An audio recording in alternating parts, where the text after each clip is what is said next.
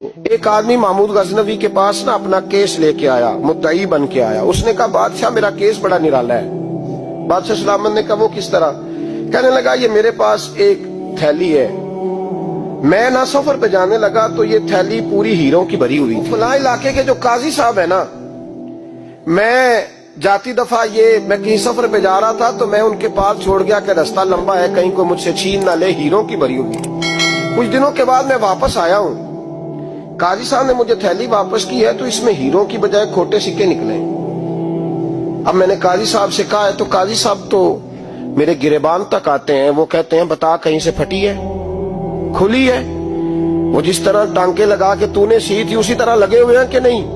تو حضور لگے بھی بالکل اسی طرح ہے، نہ پھٹی ہے نہ کھلی ہے۔ اب میں لٹ گیا ہوں، میری کل عمر کی کمائی ضائع ہو گئی، کھوٹے سکے کہاں اور ہیرے کہاں؟ تو مہربانی کریں اور آپ کی بارگاہ میں اللہ رسول کے نام پر حلف دیتا ہوں کہ میں ہوں بالکل سچا۔ محمود غزنوی کہنے لگے تو جا، تھیلی چھوڑ جا، اور جب میں تجھے بلاؤں گا پھر دوبارہ آنا۔ وہ شخص چلا گیا۔ محمود غزنوی اٹھے، دربار برخاست کیا، لوگوں سے کہنے لگے چلے جاؤ، میں 3 دن کے لیے سیر کرنے جا رہا ہوں، 3 دن کے بعد لوٹوں گا۔ اکیلے جب رہ گئے نا محمود دربار میں تو محبوب نے چھری منگائی۔ وہ جس تخت پہ بیٹھتے تھے وہاں گدا بچھا ہوا تھا، یہ گدا پڑے نا، وہ گدا بچھا ہوا تو محمود نے چھری کے ساتھ اس کو پھاڑ ڈالا اور چھری جیب میں رکھی نکل گئے۔ کہنے لگے میرے بعد کوئی میرے دربار والے احاطے میں داخل نہ ہو۔ محمود چلے گئے۔ اب وہ صفائی کرنے والا جب آیا نا، اس نے آ کے دیکھا تو گدا تو پھٹا ہوا ہے۔ اس نے شور ڈال دیا، پہرے دار بھی آ گئے، فلاں صاحب بھی آ گئے، فلاں صاحب۔ اس نے کہا وہ خدا کے بندو، اس کا گدا پھٹ گیا ہے، وہ تو مار ڈالے گا۔ اس نے کہا تھا سوائے صفائی اور نگرانی والے کے دوسرا آئے کوئی نہ، اور یہاں آیا بھی کوئی نہیں، پہلے دن ہی پھٹا ہوا ہے تو لٹکا دے گا سب کو، کیا کریں؟ شور ہو گیا، سارے دربار کے ملازمین اکٹھے ہو گئے۔ ایک بندہ بولا، کہنے لگا فکر نہ کرو، میں کیسے بندے کو جانتا ہوں، اس طرح سیے گا کہ جس نے پھاڑا ہوگا اسے بھی پتہ نہیں چلے گا کہاں سے پھٹا تھا، ایسا بہترین رفو کرے گا کہ پتہ بھی۔ اس نے کہا یار ہم سارے 1 مہینے کی تنخواہ دیتے ہیں، تو بندہ بلا۔ وہ بلا لیا اس کو، اس کا نام محمد رفو گر تھا۔ وہ آیا، اس کو گدا دکھایا، اس کا یار اس طرح سینہ پتہ نہ چلے۔ اس نے کہا فکر ہی نہ کرو، میں بڑا کاریگر ہوں۔ بڑے بڑے کاریگر لوگ نہیں ہمارے ملک میں پائے جاتے، کوئی نشان چھوڑتے ہیں پیچھے بڑے۔ احمد رفو گر کہنے لگا اس طرح سیوں گا کہ پھاڑنے والے کو بھی پتہ نہیں ہوگا، پیسے لے یار تو سی دے۔ اس نے سی دی، اگلے شام ہی لا کے بچھا دیا گدا۔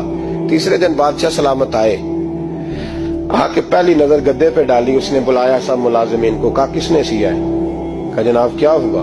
کہا یہ پھٹا ہوا تھا۔ کس نے؟ کہا نہیں پھٹا ہی نہیں۔ وہ کہنے لگے بنو بات، میں خود پھاڑ کے گیا تھا، تو بتاؤ صحیح سیا کس نے؟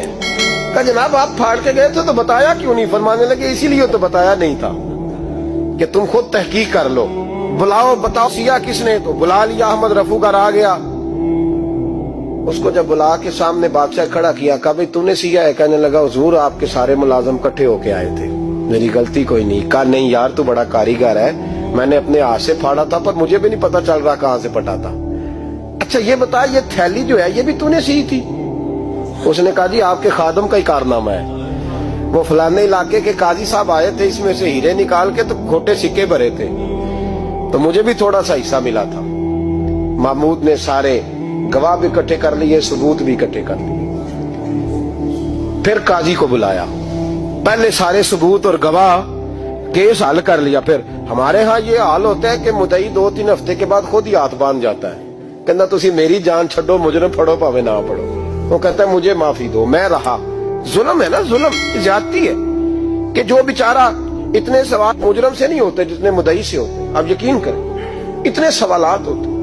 سارے ثبوت اکٹھے کر کے قاضی صاحب کو بلایا، تنہائی میں لے جا کے محمود غزنوی نے کہا قاضی صاحب آپ سے غلطی ہو گئی، غریب آدمی تھا، وہ لوٹ گیا ہے، اس نے تو بڑی مشکل سے کچھ ہیرے جمع کیے تھے اور اس کی کل کائنات تھی، تو آپ اس کا مال اسے دے دیں، بات ختم۔ قاضی صاحب کہنے لگے آپ مجھ پہ الزام لگا رہے ہیں، سوال ہی نہیں پیدا ہوتا، آپ میری داڑھی دیکھیں، آپ میرا اعزاز دیکھیں، دنیا جانتی ہے میں اس کا۔ قاضی صاحب انسان بھول ہی جاتا ہے، بندہ بھول جاتا ہے، غلطی ہوگی، مال نے کہا نہیں سب۔ کہا میں تنہائی میں پوچھ رہا ہوں، میں اس وقت پوچھ رہا ہوں جب دوسرا موجود کوئی نہیں، آج توبہ کر لے، میں کچھ نہیں کہوں گا، تو میری زبان پہ اعتبار کر، تجھے پتا ہے میں جو کہتا ہوں اس پہ عمل بھی کرتا ہوں، باز آ جا۔ پر قاضی نے کہا نہیں میری غلطی کوئی نہیں، महमूद ने फिर बड़े दरबार में बुला लिया।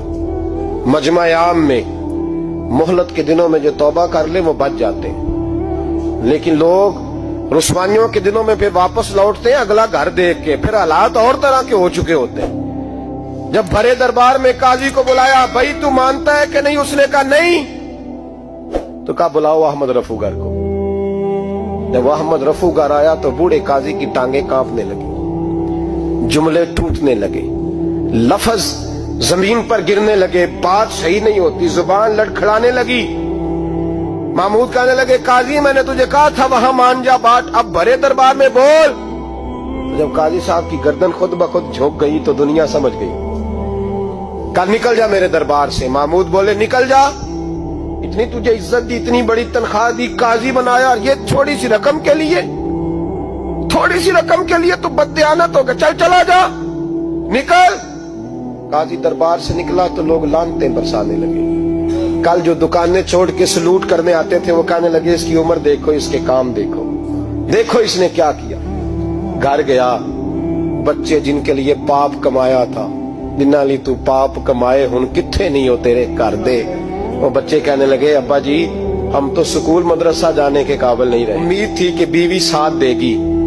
वो कहने लगी मैं मेके कैसे जाऊंगी, गली की औरतें तरह तरह की बातें बनाती हैं। और भाई कामयाबियों के बड़े सरबराह होते हैं, कोई कामयाब हो जाए तो सारे कहते हैं मेरी सपोर्ट से हुआ है।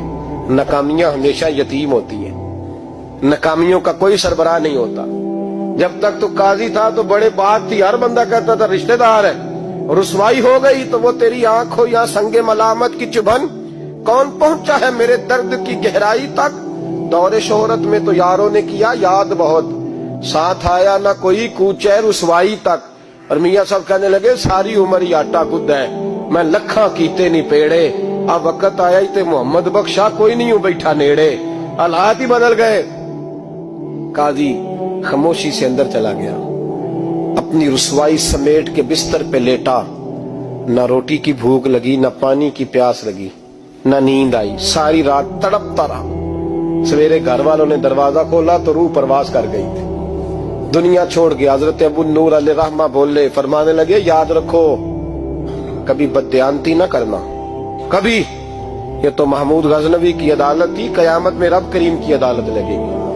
और फरमाया वहां तो गवाही देने वाला अहमद रफूगर था, कयामत में तो तुम्हारे अपने हाथ पैर गवाहियां देंगे, हमारा अपना वजूद गवाही देगा।